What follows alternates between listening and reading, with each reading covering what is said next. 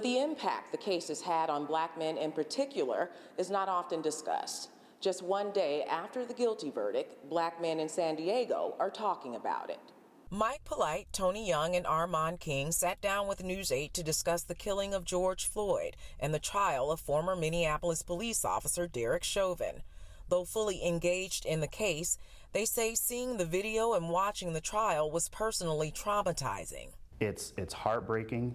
It makes you feel hopeless, helpless, and like the people who you would normally cry out to for help are there murdering this man. King says historically, Black men have been on the receiving end of excessive force from police, and Floyd's case isn't an isolated incident. Some jobs, you just can't have bad apples. You can't say, well, these pilots, some of them crash and some of them don't. No, we don't want anybody crashing. Young says video has brought more transparency to policing, but he can attest to the times as a former San Diego City councilman that proving excessive police force was nearly impossible. I remember on the council, as a city council member, there are many times where a police officer would be accused of doing something like this.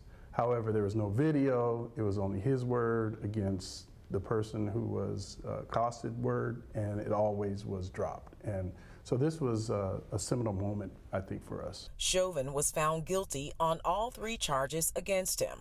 King says he always believed Chauvin would be found guilty. Polite says he had a completely different response.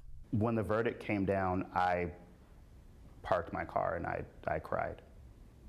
I bawled, and my daughter was in my car with me, and I think she kind of understood, but I explained it to her that it means that should I meet my end at the hands of an officer, that now there's a chance that he'll be held to account.